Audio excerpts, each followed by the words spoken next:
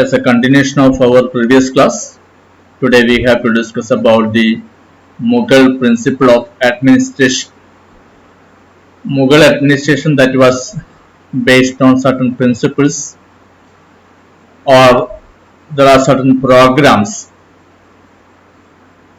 One is identified as Jaroka Darshan, another one is the Jagirdari system, or later developed by Akbar as Mansabdari system, Mughal and Panja, and some of the following of some of the Hindu practices.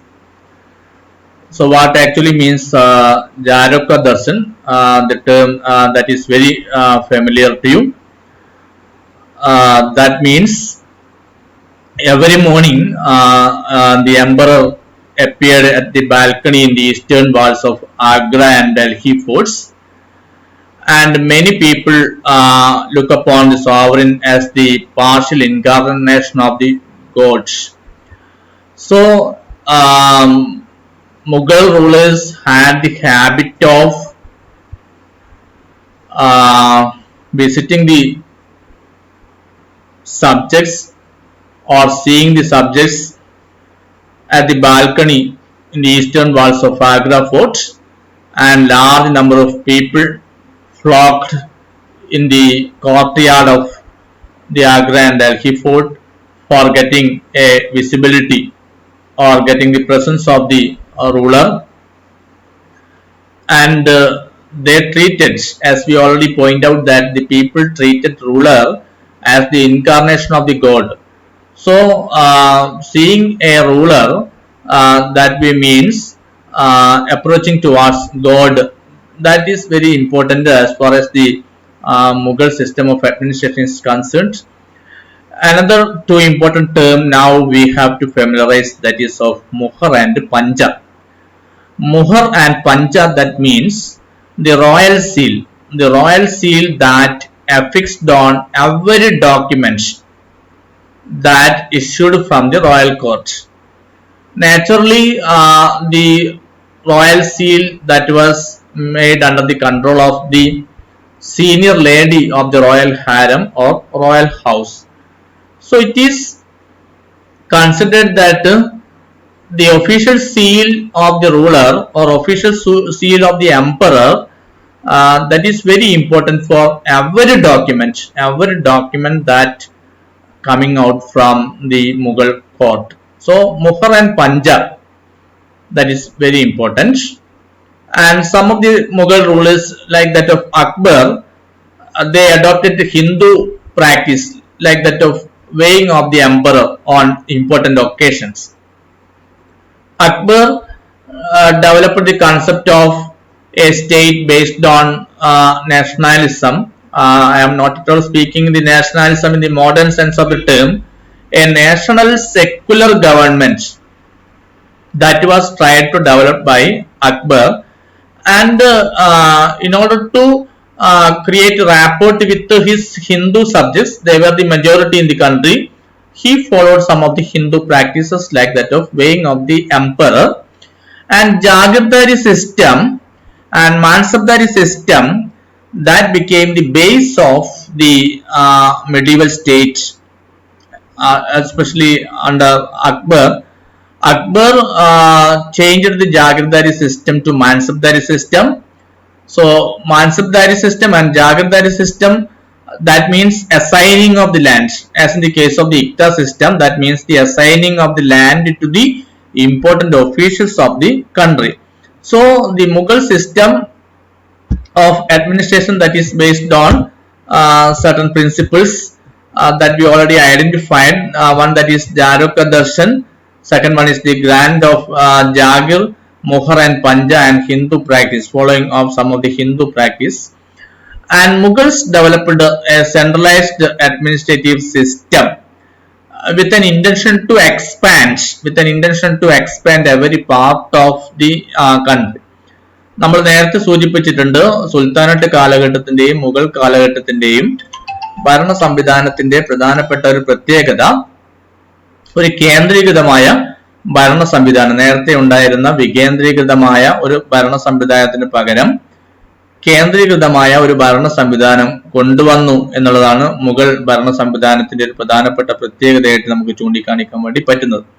അപ്പൊ അങ്ങനെ കേന്ദ്രീകൃതമായ ഭരണ സംവിധാനത്തില് രാജ്യത്തിന്റെ ഏത് ഭാഗത്തേക്കും ഈ ഭരണ സംവിധാനത്തെ വ്യാപിക്കാൻ തരത്തില് അതിനെ പര്യാപ്തമാക്കുക എന്നുള്ളതാണ് അവരുടെ പ്രധാനപ്പെട്ട ലക്ഷ്യമായിട്ട് കൊണ്ടുവന്നിട്ടുള്ളത്.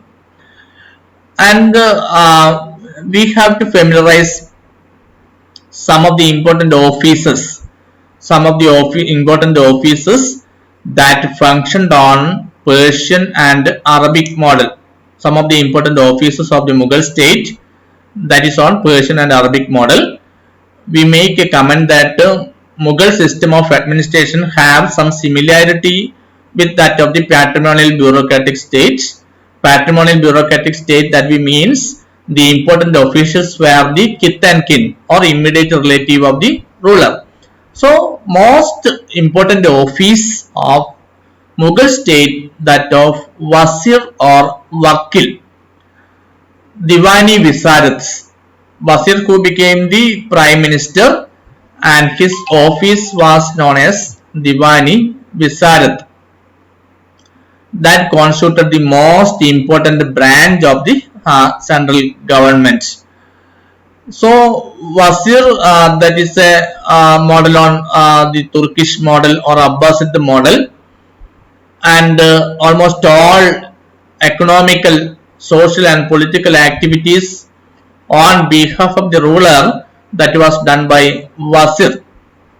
But during the time of Akbar, some changes that was made in the office of Wazir, and in place he dissolved the Visarat system.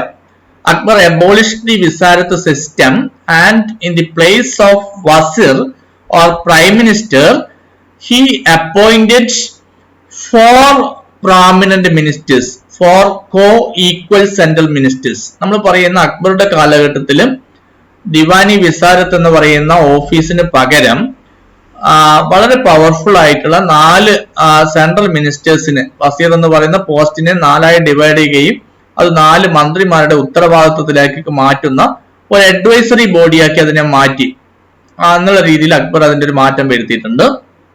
So most important office of Mughal state was that of Wazir or Wakil. And another important one, that is of Diwani Ala. Diwani Ala, that means Divan, that we means all officers holding high offices. That is the meaning. That is an Abbasid administrative term, Divan, that means all officers holding high offices. And Diwani Ala, that they looked after the economy of the country, economical activities, economical transactions of the country, that was looked after by Diwani Ala, and he was supported by prominent officials like that of Mushrif. Wakianavis are some of the important officials who assisted Diwani Ala. All tax collectors of the country were appointed by Diwani Ala, and collection of taxes, remission of arrears, maintaining of the balance of payments. So almost all important economic transactions, economic activities of the country, that was under the control of an office named Diwani Ala. Mir Bakshi, another important office, who became the commander-in-chief of the army. We already make a study that the Mughal state, like other Islamic states, that was built upon the foundation of a strong military, especially that of cavalry and artillery. Cavalry and artillery are the 2 important wings of the army under the Mughal states. And Mir Bakshi, who became the commander, supreme commander, who became the emperor became the supreme commander, and Mir Bakshi became the commander of the army.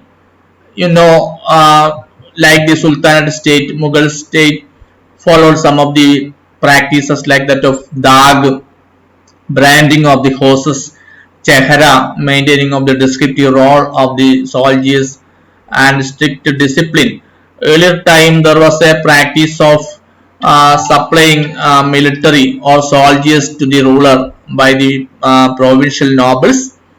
But during the time of Akbar, Mansabdari system that was introduced, the Mansabdari system that ensured the scientific formation of the army with a strict discipline.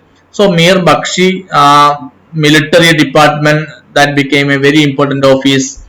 Another one is that of Khan-e-Zaman. Khan-e-Zaman, who looked after the personal affairs of the ruler, royal karkhana and imperial households. We studied that royal harem or imperial house during the time of Mughals was magnificent one. The entire administrative system that was functioned by the imperial households or imperial house. Imperial house that was large one, that was occupied by the ladies, personal bodyguards and other important officials of the state. At the same time, along with the royal harem, there worked karkhanas. Karkhana means a type of cottage industries. Karkhana means a type of cottage industries where tools, ornaments, weapons that were manufactured. Imperial stable that was very large one, police, all that is part of the royal harem or royal house. And the entire activities of the royal house or harem that was run by a prominent official named Khan-e-Zaman. രാജ്യത്തിന്റെ ഭരണത്തിന്റെ പ്രധാനപ്പെട്ട ഒരു കേന്ദ്രമാണ് നമ്മൾ പറയുന്ന royal house എന്ന് പറയുന്നത്. അതിന്റെ പ്രധാനപ്പെട്ട ചാർജ് Khan-e-Zaman എന്ന് പറയുന്ന ഉദ്യോഗസ്ഥനാണ്. Another one, Sadr as-Sadr, he became the religious head of the state, and he was in charge of the various religious and charitable grants. So the Islamic principle that demands charity work and all these things, charity, the religious activities, all that was monitored by an official named Sadr as-Sadr. Another one is that of Daroga-e-Dak Chowki, that became a Persian institution and that became an intelligence department. Daroga-e-Dak Chowki, that became an intelligence department. Another important department is that of Muktasib, that means censor of the public morals. His duty was to enforce the commands of the prophets and suppress all those practices which were un-Islamic. ഇസ്ലാമിക മതം അനുശാസിക്കുന്ന ആശയങ്ങള്, അതിന്റെ നയങ്ങള് ഈ പറയുന്ന ഇസ്ലാം വിശ്വാസികൾ ശരിയായ രീതിയിൽ പാലിക്കുന്നുണ്ടോ എന്ന് ഉറപ്പുവരുത്തുന്നതിന് വേണ്ടിയിട്ട് അതിനെ നിയന്ത്രിക്കുന്ന ഒരു ഉദ്യോഗസ്ഥനാണ് അല്ലെ മന്ത്രിയാണ് മുക്തസിബ് എന്ന് നമ്മൾ പറയുന്നത്. And the punishment of the heretical opinions, blasphemy against the prophets, neglect of the 5 daily prayers and observance of the Ramzan by the Muhammadans lay within the province of the censor. So Muktasib, along with according to Islamic principle, Muktasib, that is a very important office. Qasi al-Qasat, who became the judicial officer. You studied that judiciary of the Mughals and sultans that was based on the Shariat principle, Quranic law, and on the basis of Shariat principle and Quranic law that was executed by an office named Qasi al-Qasat. And there was an imperial news writer who was known as Vakhianavis. There was royal correspondence between the provincial state and center and state with other foreign countries. So the entire transactions, communication activities, writing, All that was done by an office named Vakya or Imperial House, so Imperial News Writer. Uh, now we have a special study on the military organization. We already point out that cavalry and artillery that became a very important part of the military. Mansabdari troop, that is very important. Another one is that of Ahadis. Ahadis, they were the personal bodyguard of the ruler. Another one, that is Barwali, they were skilled soldiers. Dakili, they were maintaining the horses. Kumagis. So Mansabdari system, Ahadis, bodyguard of the ruler. Barwali, the skilled soldiers. Dakili, who maintained the branded horses. Kumagis, all were part of the military system of the Mughals.